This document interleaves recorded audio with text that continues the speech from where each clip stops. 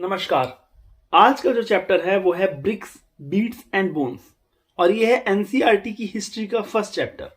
अब हम इसे लेकर इस टाइम क्यों आ रहे हैं जब बोर्ड एग्जाम में बहुत कम टाइम है?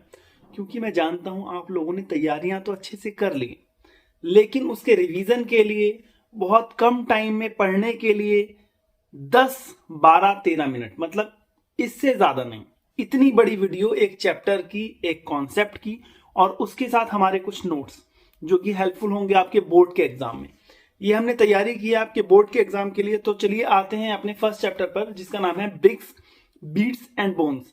अब ये चैप्टर का नाम पढ़कर आपको क्या समझ आता है? हालांकि आपने एक चैप्टर पढ़ लिया है तो मेरे को ज्यादा ऐसी बातें करने की जरूरत है नहीं, लेकिन फिर भी हमें ऐसा लगता है कि ये ईंटों की बात कर रहा है, ये उन ऑर्नामेंट्स के मनकों की बात कर रहा है और उसके साथ साथ ये बात कर रहा है हड्डियों की। तो कुछ समझ सा नहीं आता है, लेकिन जैसे कि आपको मैंने कहा, ये हड़प्पा सिविलाइजेशन का एक चैप्टर है और हड़प्पा सिविलाइजेशन के ऊपर ही बात की गई है यहां पर। और वो बात है क्या?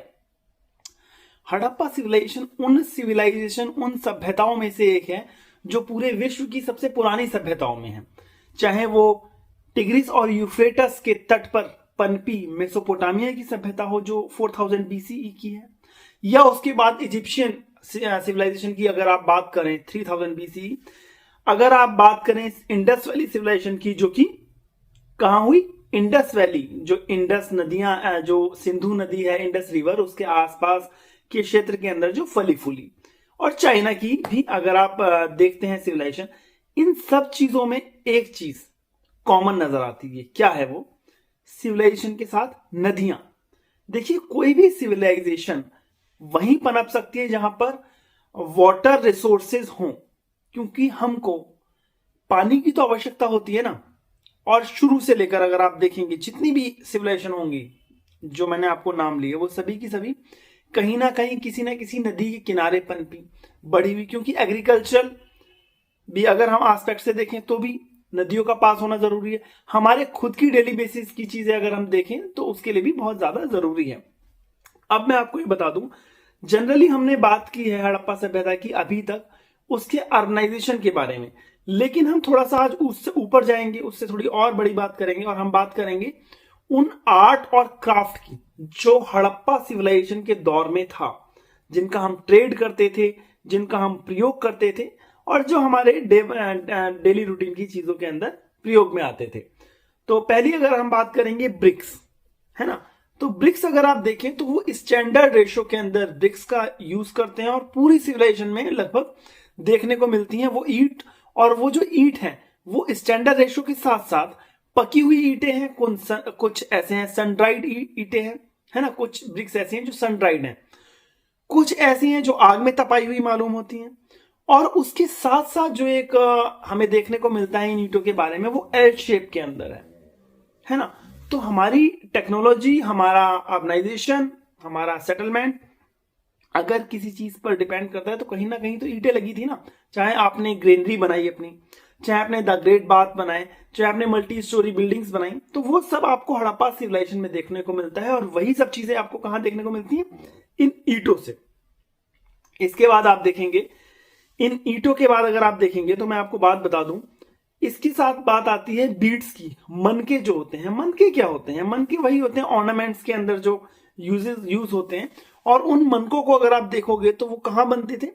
उन्हें मेनली अगर देखा गया है तो वो देखा गया है आपका चान्होदड़ों में, लोथल में भी हालांकि इसकी फैक्ट्री मिली है और हमें ऐसे एविडेंसेस मिले हैं कि ये वहां पर बनते होंगे। क्योंकि देखिए, हमारे पास ऐसा कुछ नहीं है कि उन्होंने कुछ लिखा हो, क्योंकि हम आज तक हड़प्पा सिविलाइजेशन की जो एक लैंग्वेज है उसको हम समझ नहीं पाए हैं।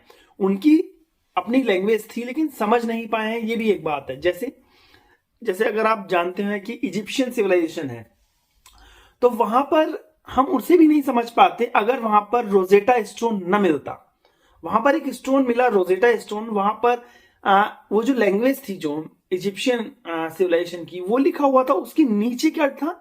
ग्रीक लैंग्वेज लिखी हुई थी। तो इस तरह उसने कहीं ना कहीं गूगल ट्रांसलेट का काम किया, गूगल ट्रांसलेट की तरह वो काम किया और हम समझ गए कि उनके सामाजिक जो पहलू हैं वो कैसे थे, राजनीतिक कैसे थे, आर्थिक, सांस्कृतिक, व्यापारिक, उनका रहन सहन कैसा था, हम सब समझते हैं, है ना। और हम उसके बारे में पुख्ता तौर से जानते भी हैं। लेकिन बात जब इंडस वैली सिविलाइजेशन की आती है तो हमें ये समझना होगा कि हम आज तक उस लिपि को, आज तक हम उस स्क्रिप्ट को समझ नहीं पाए हैं बेहतर तरीके से। हालांकि कोशिश हमने 100 से ज्यादा बार कर ली है। अब बात करें कि इन बीड्स की, तो जैसे मैंने आपसे बोला कि ये चामुंडड़ों में इनकी फैक्ट्री रही है। इसके साथ साथ बात बोन्स की भी होती है। और बोन्स की क्या बात होती है, देखिए जो एनिमल्स की जो बोन्स होती हैं उनका प्रयोग किया उन्होंने, और उसके ऊपर कुछ कलाकारी करी, कुछ आर्ट, कुछ क्राफ्ट, और उसको फिर घर में सजाने की वस्तु के रूप में उसका प्रयोग किया। जैसे जब हम इनिशियल स्टेज में होते हैं तब हम क्या करते हैं, हमारे लिए जरूरी होता है बेसिक नीड्स। जब वो बेसिक नीड्स हमारी कंप्लीट फुलफिल हो जाती हैं पूरी तरह से, तब हम आते हैं थोड़े आर्ट की तरफ, थोड़ा कल्चर की तरफ, है ना, थोड़ा सजावट की तरफ। तब हमें लगता है कि हाँ, हम थोड़े निश्चिंत हैं। तो हम ऐसा मानते हैं कि ये वो टाइम पीरियड था जब हड़प्पा सिविलाइजेशन अपने मिच्योर पीरियड में रही होगी, और उसके साथ साथ इन्होंने फिर ये क्राफ्ट शुरू किए, है ना। अगर आप देखेंगे तो बहुत सारी चीजें आपको देखने को मिलती हैं इसके साथ। बोन्स पर बहुत सारे डिजाइन्स देखने को मिलते हैं। इस चैप्टर में एक और बात होती है, वो होती है मोहनजोदाड़ो की, या उसकी जो प्लानिंग थी वो क्या थी। तो देखिए मोहनजोदाड़ो जो था वो एक वेल प्लान्ड सिटी था। क्योंकि हम आज भी अगर अब देखते हैं, आज के टाइम में देखते हैं, तो मेट्रोपॉलिटन सिटीज अगर इंडिया में अगर आप देखोगे, चाहे वो दिल्ली हो, चाहे वो मुंबई हो, चाहे वो कैलकाटा हो, चाहे वो चेन्नई हो, आज भी इतने लूप होल नजर आते हैं। आज भी ऐसा नजर आता है कि थोड़ी सी बारिश होती है तो सिटी, है ना, पानी से भर जाती है। सड़कें उतनी बेहतर तरीके से है नहीं, ड्रेनेज सिस्टम इनका अच्छा इतना है नहीं। तो इसीलिए हमें सिंधु सिविलाइजेशन पे ध्यान देना पड़ता है। क्यों? क्योंकि ये वही सिविलाइजेशन है जिसने हमें ये बताया कि हम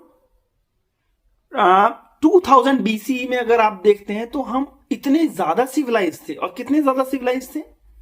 हम इतने सिविलाइज थे कि हमारे रास्तों में डस्टबिन रखे होते थे। हम इतने ज्यादा सिविलाइज थे कि जो हमारी जो सड़कें होती थी वो राइट एंगल पे इंटरसेक्ट करती थी, समकोण पर काटती थी। जो ड्रेनेज सिस्टम था वो इतना बेहतर था कि हर घर की नाली मेन ड्रेन के अंदर जाती थी। हर घर में अपना एक कुआं होता था। मल्टी स्टोरी बिल्डिंग्स होती थी, है ना। कहीं ना कहीं कुछ ना कुछ ऐसा होता होगा सामाजिक उत्सव की तरह, या वो धार्मिक होता हो। तो हमें द ग्रेट बाथ भी देखने को मिलता है मोहनजोदाड़ो में। अगर हम देखते हैं तो कांसे की मूर्ति भी देखने को मिलती है, क्योंकि ये कांस्य युगीन सभ्यता थी, क्योंकि ये एक ब्रोंज एज सिविलाइजेशन थी। उस टाइम तक आप अगर आप देखते हो, ब्रोंज किससे बनता है? ब्रोंज बनता है तांबे से और टीन से। तांबा आता था खेतड़ी राजस्थान, और टीन आता था अफगानिस्तान से, है ना। तो ये वहां से सभ्यता, ये वहां से टीन को लिया जाता था और खेतड़ी से तांबे को लिया जाता था। और हमें उस मेल्ट करने की एक टेक्नोलॉजी हमें पता थी, और हम उसको मेल्ट करके हम एक धातु बनाते थे, उसका नाम क्या था? कांसा। ज्यादातर अगर आप देखेंगे ऑर्नामेंट्स आप देखने को मिलेंगे, आपको कांसे के मिलेंगे। आप देखेंगे कि आपको बहुत सारी घर में डेली यूजेस की जो चीजें हैं देखने को मिलेंगी, तो वो ब्रोंज की मिलेंगी, कांसे की जिसको बोलते हैं ना। हालांकि मैं आपको बता दूं कि इस टाइम पीरियड के अंदर आयरन के कोई एविडेंस दूर दूर तक नहीं मिले हैं, ठीक है ना। ये एक ऐसी सभ्यता थी जिसके अंदर जो शहर थे वो लगभग सभी जगह, धौलावीरा को अगर आप छोड़ दें तो 2 पार्ट्स में डिवाइडेड थे। एक था एक बड़े प्लेटफॉर्म पे, ऊंचे प्लेटफॉर्म पे बना होता था वेस्ट साइड में, जिसको बोलते थे सिटाडेल। माना जाता है कि वो कुलीन लोगों का, एलिट क्लास का मतलब रिहायशी एरिया था, क्षेत्र था, फोर्टिफाइड होता था। उसके ईस्ट के अंदर जो एक क्षेत्र होता था वो थोड़ा बड़े क्षेत्र में होता था, है ना। और वो बड़े प्लेटफॉर्म पे, ऊंचे प्लेटफॉर्म पे नहीं होता था, लेकिन वहां पर जो घर होते थे वो कंपैरेटिवली छोटे होते थे, तुलनात्मक रूप से छोटे होते थे। और माना जाता है कि वहां पर कॉमन जो लोग होते थे, कॉमन पीपल जो होते थे, वो वहां रहते थे, है ना। तो इस तरीके से थी ड्रेनेज सिस्टम। मैंने आपको बोला कि जो नालियां थी वो बिल्कुल ढकी हुई रहती थी, और बहुत बेहतरीन तरीके से एक खूबसूरत सभ्यता का विकास किया। हम इस सभ्यता को पढ़ रहे हैं, आप आगे पढ़ें। इसके साथ साथ हम आपको नोट्स भी प्रोवाइड करेंगे। किस लिए? ताकि आपकी बोर्ड्स की जो तैयारी हो वो और बेहतर हो। और उससे पहले हम आपको बताएंगे, आपके बोर्ड्स के एग्जाम से पहले, कि आपको आंसर राइटिंग कैसे करनी है, इंपॉर्टेंट क्वेश्चंस कौन से हैं। तो आप जुड़े रहिए, हम आपको बताते रहेंगे। Thank you so much.